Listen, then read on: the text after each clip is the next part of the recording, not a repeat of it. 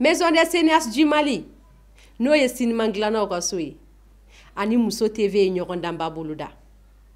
Mi toro. Mousso yechogo Mousso fe. Ka sebe ka ke jai. Ni ye jatemne anga cinéma onka. Munu be bo anga jabranuna. Ibta soro cinéma intla be wol cinéma ongi. Munu bo jamana waraka. O ga réalité ananta tekele.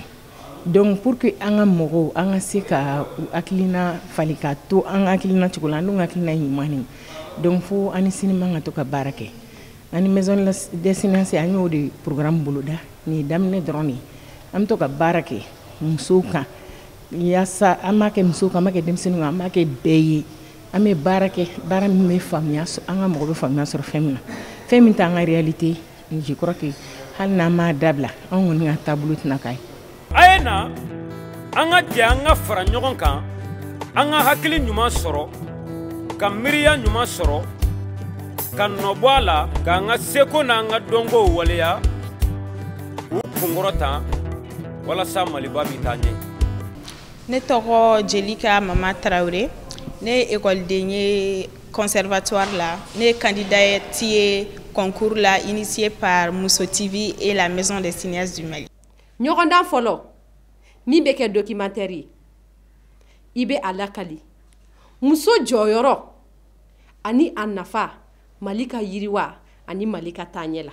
D'abord muso joyoro ka bon kosɛbɛ parce que ni y'a jateminɛ k'a lajɛ i b'a sɔrɔ muso de ye a bɛɛ daminɛ ni a bɛɛ laban ye parce que déjà an bɛɛ bɛ bɔ muso de la o kɔfɛ muso de b'an bɛɛ tɔbɔtɔ fo ka taa se an ka mɔgɔkɔrɔbaya ma muso de b'an bɛɛ ladon muso de b'an a ɲɛsin an bɛɛ ka éducation ma donc hali n'an taara école la ou bien n'an taara baarayɔrɔ la an bɛ taga muso de sɔrɔ an ɲɛ minnu b'an ka sokɔnɔ baaraw kɛ donc hali k'a da o ma muso jɔyɔrɔ ka bon ani sisan muso bɛ ka kɛ présidente ye muso bɛ ka kɛ place baw la administration na donc o bɛɛ ye muso jɔyɔrɔ dɔ ye donc muso jɔyɔrɔ ka bon. Muso ye cogo muso fɛ k'a sɛbɛ k'a kɛ ja ye. Ne hakili la nin ye hakilina ɲumanba ye Mousso TV ni Maison des Cinéastes mɔgɔw fɛ parce que a bɛ dɔ fara kan minnu bɛ ka musow dɛmɛ minnu bɛ ka musow sankɔrɔta a bɛ dɔ fara olu ka dɛmɛ kan hali sisan nɔ a b'a to mɔgɔ caman fana bɛ musow kumakan mɛn musow yɛrɛ fɛ k'a dɔn ko hali sisan nɔ ko problème bɛ musow da la u bɛ fɛ ka minnu résoudre. Ɲɔgɔndan filanan min bɛ kɛ fiction ye i bɛ a lakali munna e ɲɛna muso man kan ka minɛ k'a juguya ni ka animateur. Muso man ka ɲani parce que muso ye hadamaden de ye fɔlɔ fɔlɔ hadamadenya tagalen kɔfɛ ka bɔ yen ko n bɔra k'a fɔ sisan muso de y'an ka fɛn bɛɛ ye mɔgɔ fɛn min y'an ka fɛn bɛɛ ye n'i y'o tigi tɔɔrɔ i yɛrɛ tɛ ɲuman sɔrɔ a laban na.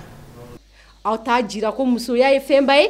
Furujona man ɲi parce que a bɛ bana lase musow ma a bɛ musow privé u denw na a bɛ cɛw privé u denw na ani fɛnɛ an kan ka muso to a ka se a hakili kɔrɔ a ka se hakili bonya ye pour que k'a furu n'o kɛra a bɛ nafa ladon jamana kunna a bɛ nafa ladon famille kunna a bɛ nafa ladon bɛɛ kunna.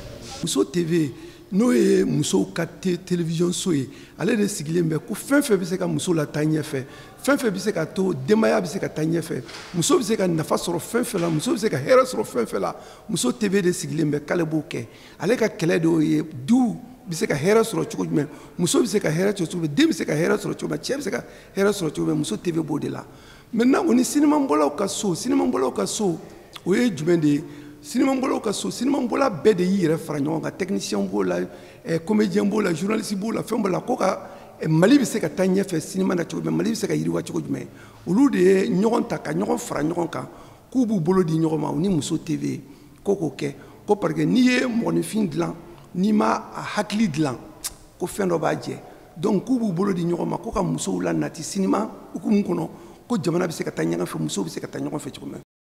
Muso ye cogo muso fɛ k'a sɛbɛ k'a kɛ ja ye ayiwa musow aw t'a jira ko musoya ye fɛnba ye.